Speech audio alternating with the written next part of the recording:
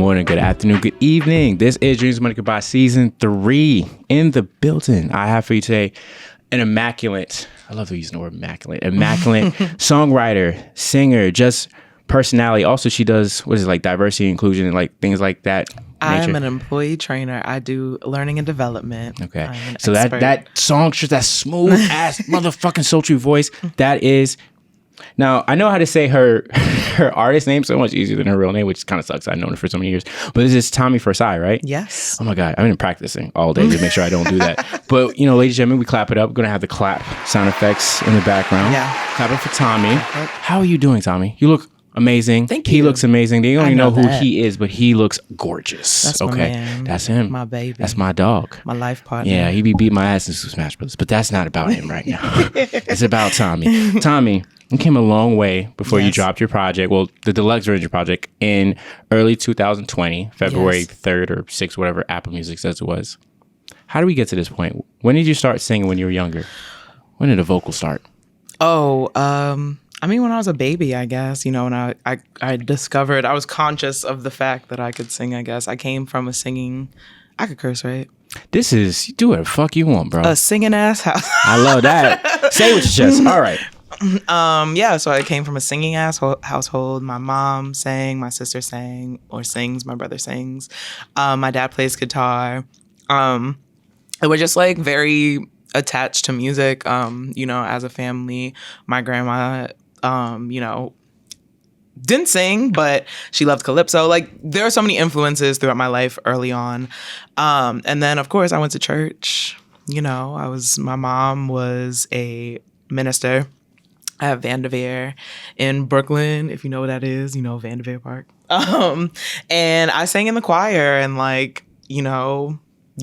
then I sang at school. You would have little shows and shit like that. And then for high school, I decided to go to a performing arts high school. Mm-hmm. You went to Talent Unlimited, and you did music and you did plays there. Yeah. What is it? I did musical theater. Something Woods. Something. Oh, Into the Woods. Yes, I'd be like. I also did Little Shop of Horrors and Grease, and yeah.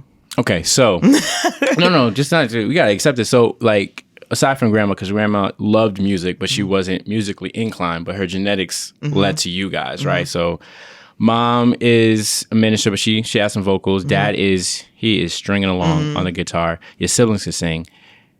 Was it ever because you're part of the choir, was the entire family in the same space of everyone singing, or is it so no. It's everyone had their individual spaces for singing? Yeah, I was in the choir. My mom was in the adult choir. I was in the kids choir. My dad would play guitar here and there. He was in a band when he was younger too. My brother, we would just sing randomly, and my sister she would be and sing at she went to Madison. So yeah, did we have to sing performances? Yeah. She would be in sing and stuff like that. We would just sing me and my sister we would sing musicals with each other and stuff like that. Musicals are a huge part of my life. My mom and my sister introduced me to Broadway, so that led me to high school. So questions, right? So because music is love for you, because it's with your loved ones doing these type of things. Was there ever any aspirations for a particular route in music? Because you can do, if you're talented, which you are, because you get to do, because I didn't get to go to I think I went to one of your performances. I don't remember what it was, or I either paid for a ticket for someone to go, or just to be a support thing. But you can sing, you can act. So that means you could do Broadway if you wanted to. You have a very powerful voice. So if you wanted to do anything just sonically, you can do that as you have with the albums. Is there any type of trajectory that you had, or you just had real fun just singing? You didn't really know. You just love being in the presence of strong voices. I just love being in the presence of music and vocalists and just, music, and not just music, but I when I talk about my music and where that comes from and how I write and stuff like that, I talk about I need things to be sonically pleasing. And so being around things that were sonically pleasing to me, I just had fun. And I think of course, watching Disney Channel movies and stuff like that, I was wow, I wish that could be me. But I think that was more of a I know that I could sing, and I was oh, I could do that. That would be cool, rather than actually conceptualizing the fact that I could if I wanted to. And then when I got to high school, I wasn't, like I said, in love with musical theater, but I didn't audition for any colleges. I just saw like so many people like getting their heart broken. It was a lot. Like I just don't think I was emotionally ready to do that. So I graduated and I wound up going to Fordham for philosophy. Well, actually I started out in the business school, but I wound up being a philosophy major. But anyway, I was in an a cappella group. And that was the first time I recorded in a studio, was with them. And I was like, oh, this is cool. Like, I like this. And so, yeah, but I don't think I actually got any semblance of like being an actual artist until I started working for Apple and I met Mr. Belafonte. Okay, because I know you have some cool collaboration with him on some like kind of like part of like a small EP, because you had like 3 songs. Yeah, right? yeah. And was your name still like Tommy Versailles at that time? So it was kind of like an interesting, like how you guys were listed as artists, because it was like Mr. Belafonte and you, right? And I was listening, oh, this is fire, right? So I'm guessing this is 2016, 2017. I remember when it was. 2016, I think, yeah. Because this is way before Broken Palace, and you're like really.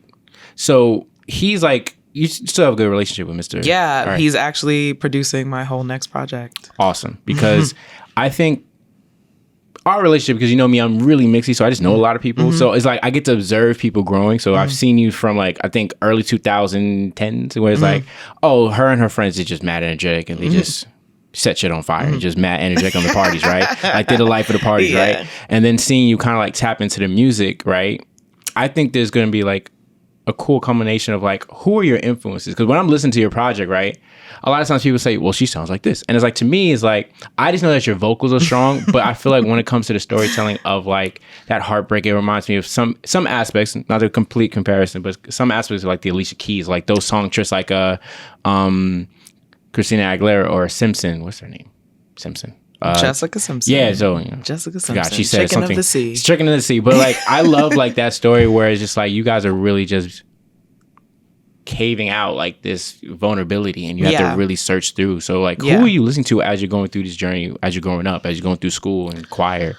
I mean, the things that you're saying, Alicia Keys. Like, I think that people who talk about doing music, especially like Black women or women who grew up with Black vocalist influences, I think I take. This question is always very interesting to me because I take influences from everything. Like when I say I'm very sonically inclined, like in the way where like, if I hear a beep on the street, like that's part of my influence for that. So it's not only just like the music I was listening to, but I listen to a lot of R&B. I listen to a lot of disco and oldies because, you know, my parents were born in the 50s. So my dad was like very into oldies music, you know, reggae music, calypso, you know, soca music was a huge influence in my life.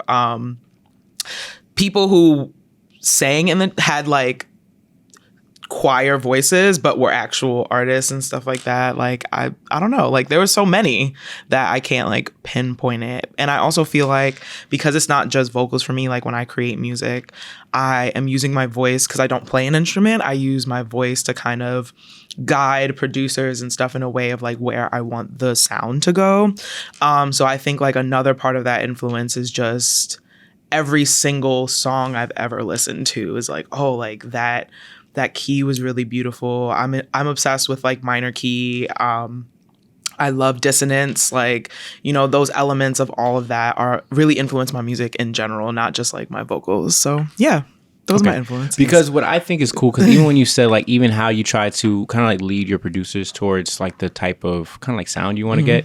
I don't know if you heard that cool story about Michael Jackson where he's like how he's so so when you were saying that, not to say that she's copying with Michael Jackson, but there's some people that it's hard to like, it's hard for me to put it in words. It's a parallel of, I remember watching that clip when I was younger, and I saw that clip of him in like into, I forgot what song he was recording, but he was just vocally talking to the instrumentalist, and I was like, that's how I want to create music, and that's what I'm doing now. Like, you know, so yeah, super cool. And also like with the influences thing, I always think it's so funny when people say like who I sound like, because I'm always like, it's okay to just say like you haven't heard a voice like mine, but I really like your voice. Like, I think it's so interesting that people, I think it's you know, me and, you know, Zaire talk about this all the time, and it's just like, I think it comes from a place of familiarity of like you want to compare it to it, but like I don't know, like some comparisons like I'm like okay, I can see it, but other comparisons I'm like not so much. So, you know, I think my voice is my thing, and then I could really just be on everything. Like I don't think I fit into any particular genre. Like I don't think I listen to R&B artists or, you know, pop artists in there and be like, oh, I want to be an R&B artist, I want to be a pop artist. I think I just go wherever my brain takes me, and I know that like I can put my voice over it. So no, and I think it's important also when I'm saying just to be responsible. Like, I think when I was telling you, like, sonically, I wasn't saying you sounded like these people. That's why. No, you're good. Not to be like, but also like, I think I was more with the songs that they make, not the sound that they are. Because like when I'm like when they're going through heartbreak, that's what I was feeling. Because a lot of times people like your voice, I can't be like, whoa, Tommy sounds like this person. It's like you just have really strong vocals that can go all over the place. But for me, it's like when you get into that bag of like, you know, we can't be friends. That's a really song we'll talk about later. It's like that is like. I like that song because to me, a person that did a song with that same title, but it's like a flip on it with Trey Songz, is a different sad boy song, right? Yeah. So a sad girl song version of it, I really connected to it. So it's like, oh my God, I get this. So yeah, you definitely are multifaceted, and I can't compare you to anybody. Oh, I appreciate that you understand that. But if we're talking about writing, I also think this is an interesting question because I don't think I'm a heartbreak writer. I think this was okay. Oh, I don't think you were implying that. But I'm so self-aware right now, but I'm not trying to put it in a box. No, you're good, and I appreciate that. But I think that like I don't know if I took influence from anyone when I was writing about this. I think I was just like going through something, and like I don't even think I think when I talked about this project in the past, I think it did come from a story point of view. But I also think I just kind of ran with the story of like, this was a place of, and it is a place of heartbreak, but it's not like what I was going through at the time. Like, of course, like I want people to have that feeling, but like, I don't think I was necessarily going through what I was going through when I wrote certain songs, or like some things just kind of like took a character if I was writing to the music, but it in general encapsulated what I was going on, but I don't feel like I was writing specific songs. Like something didn't happen, I go home and I'd be like, I gotta write about this. Like I do not write in that way. But I do think I think my influences from the past gave me the courage to write that vulnerable. Like I don't think I even thought about it twice to be like, oh, I could write about some shit, like, you know. So I think that's the way that they influenced me, where it was like I felt like I could, like I didn't even think twice about being like, is this too personal, like is this something that people are going to like I think I just was in a place of like, I'm gonna write something, and like it took on this whole story thing. But I think that retrospectively some songs were just written and then they kind of matched the story of what was happening. It just happened to like flow organically, right? Yeah. So because it's like one of your, because I remember there's the regular version, but that's not accessible anymore because there's no point. You already have the deluxe because you have, that was the 3 songs, and the deluxe had 3 more songs, so it was like a 6 song. So the deluxe was actually just a re-release of the first release. There was a lot of things going on with that release, from, you know, the not up to quality of what I wanted for the music behind it. Like so many things got lost. Like I had so many musicians on it that like a lot of things that I knew were there because I was in studio didn't really come across when you listen to it. And then the cover too, like the person who did that cover was just like an asshole. So like there was a lot of things attached to that album on top of it being the topic that it was. So I was like, I need to re-release this. And then I brought on DJ Ilac, or Ilac, I don't really remember how to pronounce it, but she was she or they, I'm gonna say they. Be safe. Yeah, I'm gonna say they.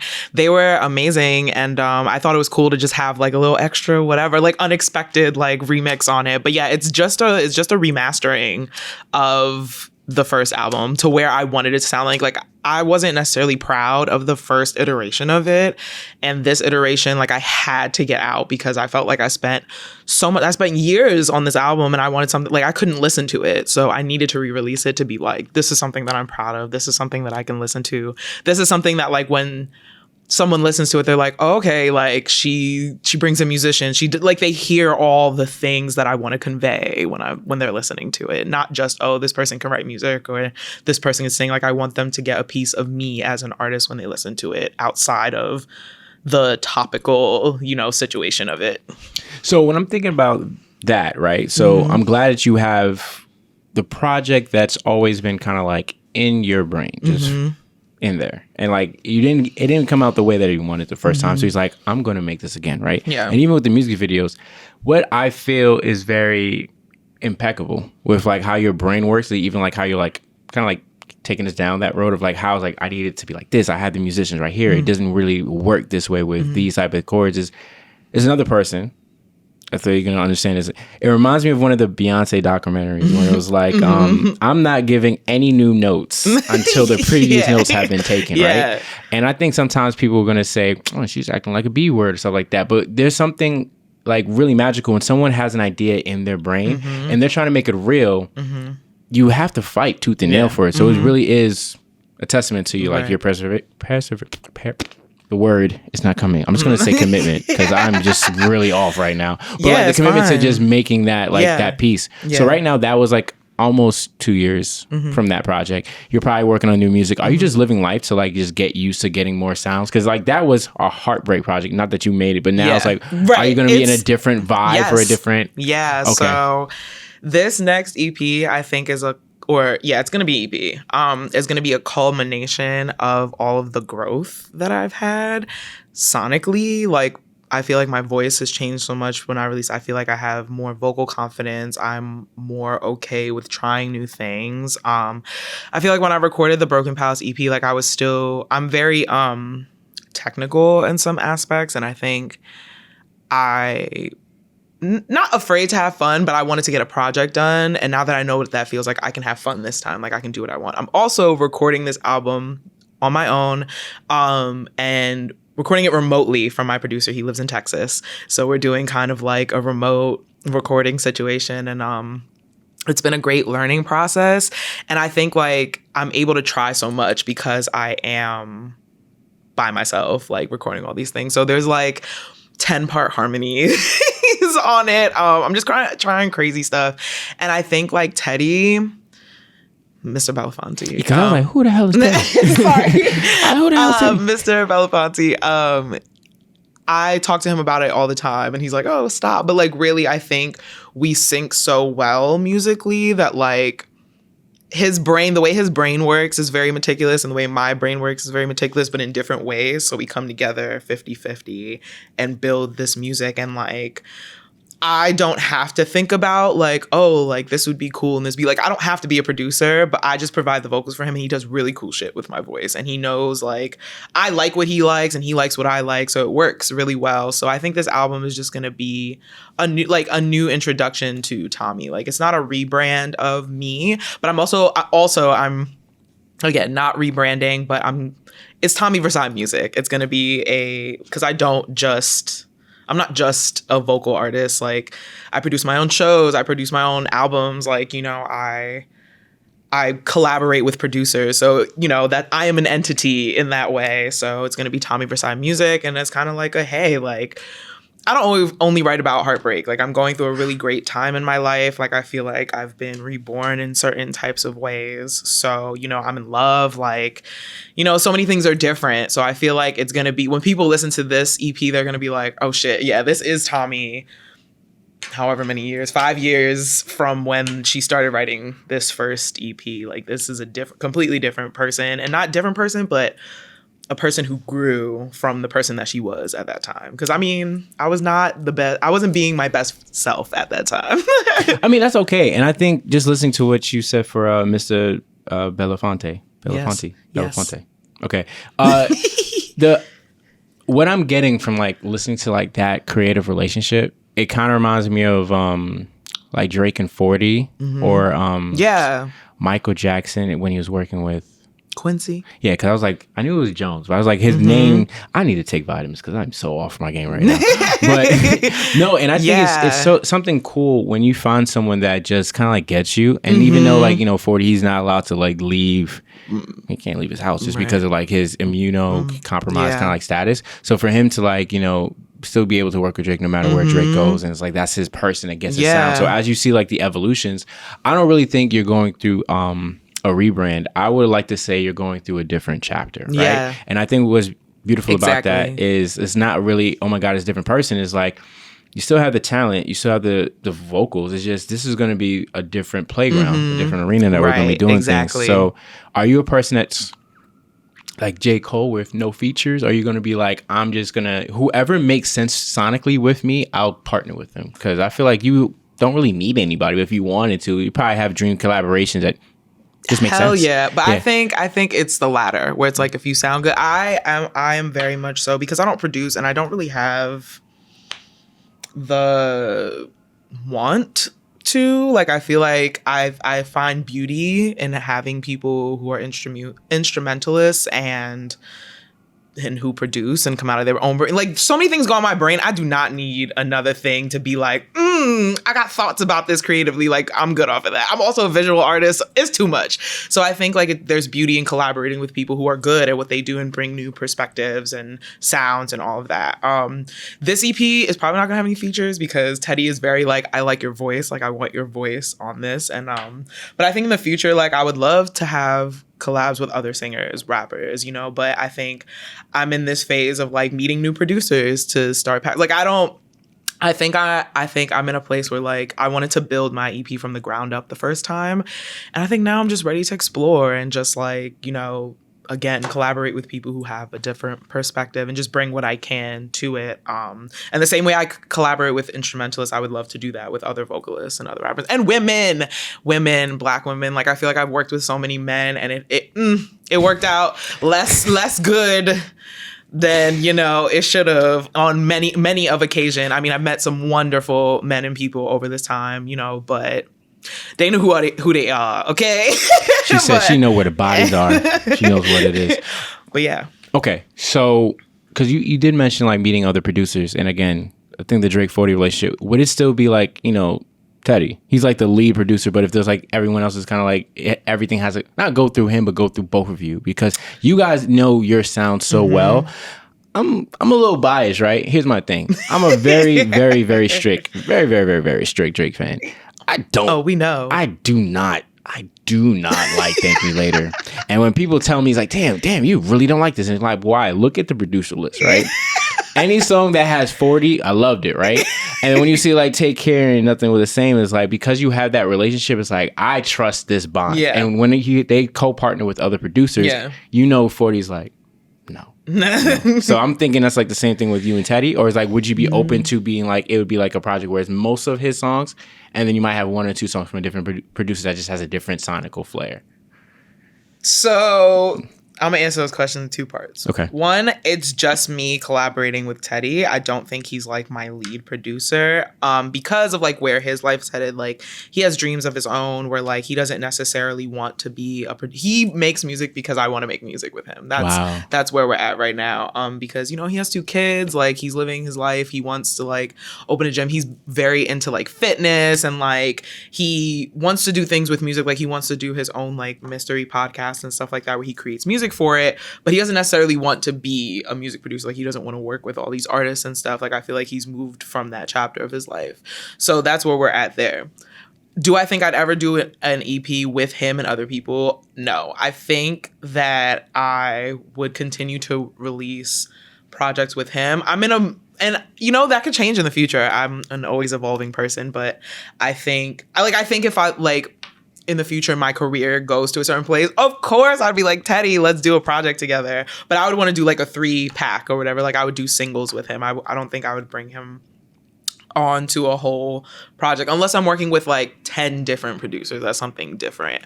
I do want to work with producers where I do, like I said, the packs where it's like they work on 3 songs, I work on the music for it, or like we do whatever, but we come out with a 3-song pack. And it kind of like, that's my thing. Like, I kind of collaborate with these producers and I'm just bouncing from genre to genre, like doing whatever, and just being free with that. When I actually release an album, I don't know who's going to be on it. Could be features, could be like 50 different instruments. I think at that point when I release an album, I would want to financially be in a place where I could build like a super team of the people that I want to work with, who doesn't matter what they do, but sonically, if we work together, like, it's going to happen kind of thing. Okay. So as we're like covering a lot with the music, right? The talent is there, right? But learning the nuances of like social media and how annoying it can be. Like, how is it like learning how to like, you really have to scream from the mountaintops? Like, yo, this is my music. This is the show I'm producing. Cause you say you produce shows, you work with other people. Yeah. This is my music video. How has it been for that part of you having to not only be exceptional with that technical aspect of making the songs and making sure everything sounds right too, being like your best brand ambassador for yourself? Man, it sucks. It sucks ass. I hate this shit. I'm in this weird mental place where like, I want to make all this music, but I like don't want to be perceived. Like, I don't want people to speak to me, or not in that way where like, I love connecting with people, but like, I don't want to have to put myself out there in a way where it's like, come talk to me. Like, I like things that are organic. I think that I have like really bad imposter syndrome. So it's hard for me to like, big up myself and be like, I gotta push or whatever. Like, I wish I had the tenacity of some like people who like, they may not be the best artists, but they're like every day, like on it, social media style. And great respect for them. I think I'm learning, I think it's been a learning curve of just like putting myself out there. And I think it's easy to take a picture of myself and put it on my Instagram, be like, all right, there it is. But like to have to like talk into a camera or like not do something like this where we're doing a podcast, we're having a conversation, or like have to think about content all the time, where every aspect of my life has to be content. Like, ooh, I'm struggling. But yeah, I gotta learn how to do it, because you gotta, at this point in the game, like you have to be good at both. Unless like someone happens to see you, like, TikTok has been a great outlet because it's like I don't have to record full covers. I can just do a 15-second video and 1,000 people will see it. And I'm like, oh, that's cool. Like, I like that. But you have to be able to like build content around yourself or build a brand of yourself. So I think like one, deleting my music Instagram, like separating. I was also in this place of like, I needed to have two separate things, but then I was like, I am one person and it's a lot to kind of try to be those two people or create content for those two things, but I'm one person. So deleting my music Instagram and making my personal Instagram my only Instagram has been a step. Also, again, like this whole move to Tommy Versailles music, I think is going to be easier for me because I'm not thinking about myself as Tommy Versailles. I'm thinking about all the things that I'm doing, which I could have did as Tommy Versailles, but brains are weird. So, I just think whatever like brains synapse like fires and it just makes sense. I just think it's cool because I just think, not that you've been like a low key person, but like, I want to shout out to Spidey. I want to shout out to like Mark Griffin, right? Just because Mark the Great. Just because his article and just how he is with his writing, every artist kind of needs like a PR person, publicist. And not saying that's Mark. Mark has so many articles he wants to, but he wanted to like really have a really passionate article about you and that stuff. I think you just need more people to like not only just notice you, but like, yo, just write about this person's music, right? I think that's like the connection and the hardest thing, because me, I know people, and I'm on social media a lot, and I had to learn that through like Tumblr of like, damn, how do I market myself? I don't really have talent. I'm just good at being funny and just good at being vulnerable, and I just kind of like copy Drake's formula and make it caramel and not light skin. That's it. And I'm not buying women bags and I'm not going to the strip club. I don't got that kind of money, but I will lean into it. And I think with you, like getting to that point of unifying your brand and like not just think it's like, yo, I'm not Tommy Versailles, I'm Tommy Versailles music. I am all those things, right? Do you think like even before, like when you had to like deal with like, juggling work and like singing, like you felt like you were kind of like in two realms, and it's like, yo, I don't want to do this. This is stupid. I want to be in one realm. Really. Hell yeah. Yeah. I do. I also recognize the reality of the situation. We live in a capitalist society. So I think that like I have accepted the fact that I need to have another job to support this until. I do think though, like with my last job, I think it took over me emotionally and mentally in ways that like, I think it bled out into other areas of my life. I think at other jobs, not so much. So I was able to do both. I was still being able to be inspired, but I think my job became so much of myself with my last job that part of myself, I just didn't feel like it. I had no reason to, I was just like, whatever, like there's nothing really going on. And so leaving that job, I was like, I want to make more music. I want to do it. Like, I'm tired of being attached to the Broken Palace. I'm tired. I'm not saying you're attaching me to it, but in general, I'm tired of being attached to this. I'm tired. Like, I'm ready to move forward, and the only way I can do that is leaving this job, is, you know, making space for myself to be that creative. But I you know, I don't think unless I am in the position, I don't think I will ever make the decision to leave a job just to make music, because I don't make money off this shit. Like, you know, streams don't make money. But, you know, I think being able to have a job to put into it is just a really good feeling, where it's like I can fund my own things. Like, that's really what my job functions as, you know, something that I'm good at, that I like doing, but also like it funds my music career. It funds all the things I want to do. So I think I do have to do both, but, you know, ideally I would love to just be comfortable. I don't dream of labor, but, you know, I would just love to be comfortable making music. No, I get that. And I think that's the hardest thing about kind of like having like the dollar and dream. That same thing that J. Cole would have like those concerts for, like, damn, I got to do this job to get money for the studio time, to make sure I pay these people, to make sure that I don't deal with assholes that give me horrible fucking cover art and shit like that. Like, everything is building up to that point, right? And even in this portion of like your chapter of like you getting ready for that transition of like, all right, cool, next project, living life, you know, being in love and just being in a healthier space where we get to see kind of like a different side of Tommy, right? Because again, I don't know you, I know of you. I just, you know, kind of like the watcher, if you watch What If, right? All I do is really I observe. Yo, I'm so, what is wrong with me today? I observe my homies, right? This is goddamn. I observe my homies, and like I jump in when I can, right? But for the most part, I just love seeing people on the journey. And for you, it's been a testament of, you know, you and your partner. I've loved that a lot, just because, you know, I'm a sad boy. Not really the best at like romantic relationships, but I'm learning from having better examples around me in life, right? So it just exists. You just have to be really vulnerable and have really difficult conversations, but also because you want to have difficult conversations with this person, not just because you just want to do it for the sake of doing it. How do you feel like, not just him in general, but just your connection with your family, connection with yourself, connection with your peers and stuff like that has kind of like got you to this space of just sunshininess? Because, you know, when you were doing that project, not that you weren't sunshiny, but you kind of like, you know, had some storm clouds. You were just kind of angry, like kind of irritated. It's just true. Like a lot of that energy wasn't as, you know, sunshine. Like that sunshine song. You know that song was playing, right? Like that.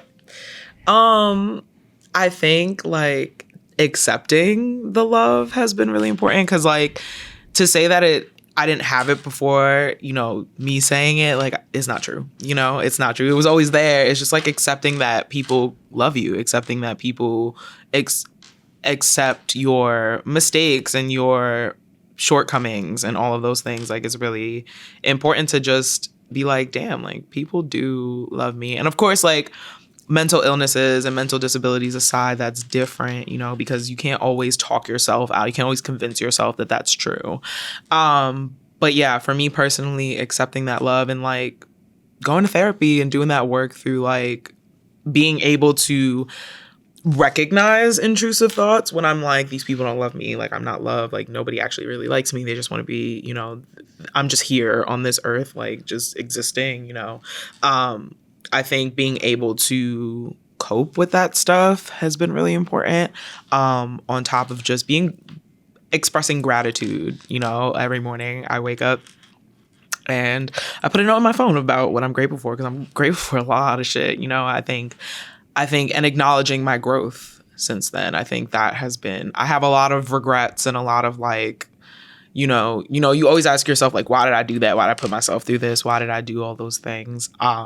But I think I appreciate the growth that I've gone through. And I think having people that I can say have been around that whole time, and not because it's like, it's not that they were there for me. It's just that they existed in my life. Like, it's not that I'm not saying their function of like what they did for me, but just their existence is really important to me. And I think that, that put a lot of shit in perspective.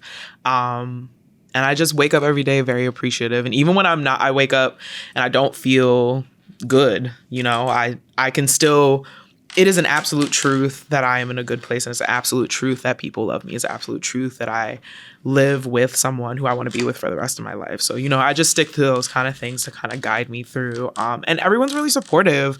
Like, I feel for people who come from families who are like, or their parents, not just families, but their parents are like, no, don't do this. Like you can't be a creative. You can't you can't even do the double life. Like you have to be in the world. You have to be dedicating your life to capitalism, because that's what they had to do and stuff like that. Like I feel for people like that because I didn't experience that in the way where like my dad was always like, yeah, like cool. Like my mom was always very like, you want to sing? Cool, let's sing. I think I got to have those interactions through life just because, not because people were like, oh, this is what you want to do, but I just got to express myself in that way. Going to high school, got to express myself. And I feel like I was very supported in that way throughout that. I think for me, my biggest battle is fighting with myself. So yeah, it's been great. But I need to learn how to love myself, to be honest. And that's the place I'm at right now. They got me here, so I need to like bring myself further. Yeah, I mean, that's the everlasting journey. Like even, shout out to therapy because I do that too. But I think that oneness with ourselves, it's going to be sometimes that you just look in the mirror, I just can't stand you right now. And then there's other times that I really love the hell out you. Yeah. And I want to say it's been a beautiful, well, not was, because that means I'm over and I'm about to be cast out of the journey. But like, it's great to see like this journey. I do want to like cap off with the time that I have left of some dream collaborations with people that have made it. And who do you, and I'm not even limited. No, I am going to limit it because we can just talk forever. So I'm going to say for you, let's pick 5 women singers that you would love to partner with and kind of like that. You don't need to say too much because that's going to happen. You're going to manifest that in the universe. And then like 5 male singers too that you would love to like sing with. So start off with the ladies. Let's go off. SZA. I enjoy that concept of a collab. Okay. Jasmine Sullivan. Ooh, okay. Napalm. I have not listened to her yet. Lead singer of Hiatus Coyote. Okay. Yeah, I know who that is now. Yes. Okay. Yebba. Okay. And Brandy. Wow. Okay. Because I was like, so she was waiting for someone like that, but okay. Yeah, but like that list is very long. That's just like who came in my head right now. So don't come for me. Don't at me. I didn't say her top 5. There's people that she wants to work with, but even Yebba, like that Yebba heartbreak on CLB, it made me want to tap into her, and even Thames. Yeah, her voice is good too. I mean, obviously, love her voice. It's good. Her voice is good too. So those are great. For the fellas, who do you want to like sing with? Who do you want to do like amazing dynamic duo? Ooh, okay. Damn.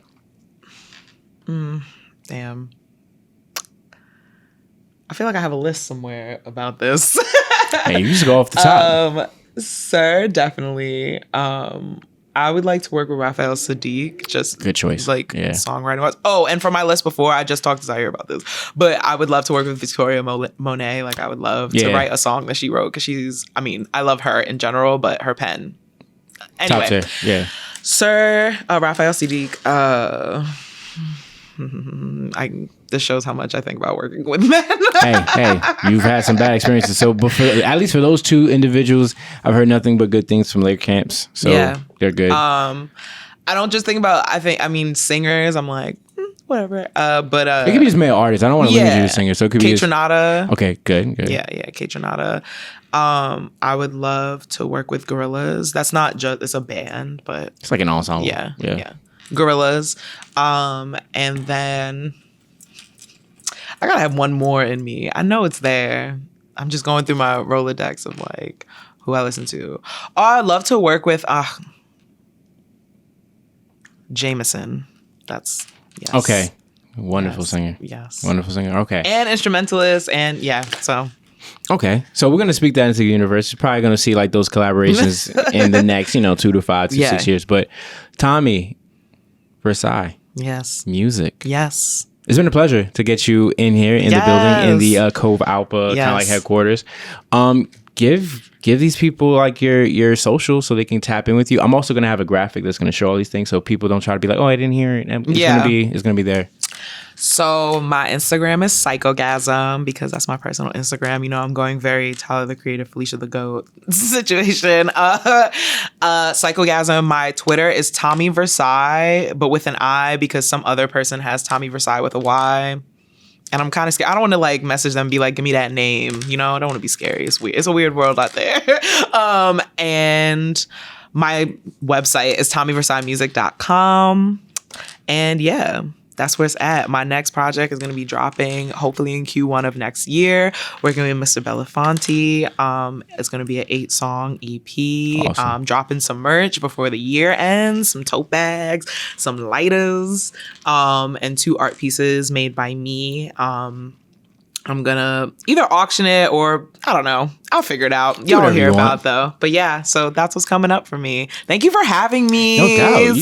I know. I mean, I don't think people know this is a very limited edition love project that I'm doing. It's an X amount of episodes. People, well, you guys won't know, but this is so there's like people that I actually wanted to have a conversation with that you were on the list since I thought about it 2 years ago, 3 years ago, 4 years ago. So I already knew that I wanted to talk to you in some shape or form. I just needed to like take notes and like study and stuff like that. So now I'm so excited to have you. Gonna close out. So guys, tap in with her. I'm your host, Giffen BK. This is my baby, Dreams Money Can Buy. I'm the host, founder of Cove Alpha. Shout out to Jomo and Katiana for Something Creatives. They're gonna somehow make all the audio stuff and video stuff look good with the graphics for Tommy. They did that showcase. Hopefully we can do some more showcase more of Tommy's music and her growth. So guys, peace with you. Good night wherever you are. Good morning or maybe good afternoon. Hopefully. See you guys soon. Peace. Hey everybody, you already know what it is. Post-credit scene with some additional information. I wanted to shout out Tommy for passing through for, that conversation just about, her journey with music, her family background, lovely family, lovely unit. So if you want to keep in the know with Tommy Versailles, you can follow her on Twitter at Tommy. So TommyVersalles. So it's Tommy Versailles. So it's with an I instead of a Y. The person, I think there's someone on there that has it with the Y, and Tommy can't get that one yet.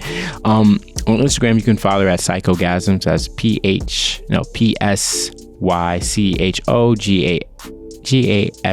It's been a long day.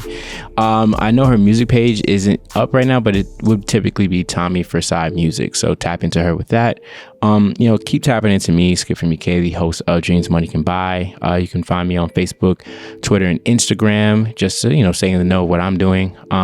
Shout out to the people out in Slept On Creatives. That's Katiana and Jomo. Lovely dynamic duo when it comes to just getting things done, whether it's the audio, visual production. Stay in tune, Slept On Creatives. You can find them by just typing Slept On Creatives on Instagram and YouTube. For Twitter, it'd be SO_creatives at Twitter. Also, you can check out their website just to stay in the know, SleptOnCreatives.com. And last but certainly not least, it's Cove Alpha. It's my baby for like the last 6 to 7 years. It's where I'm going to house everything that I do when it comes to just literary pieces, audio pieces, and visual pieces. So just stay in the know, Cove Alpha. You can find that on Twitter, Facebook, and Instagram. That's Cove, COVEALPA. That's COVEALPA. It's Cove Alpha. Stay in the know. Catch up for more Dreams Money Can Buy episodes, and for any other podcast that's coming out, just tap in. So see you guys soon. Be safe, my dogs.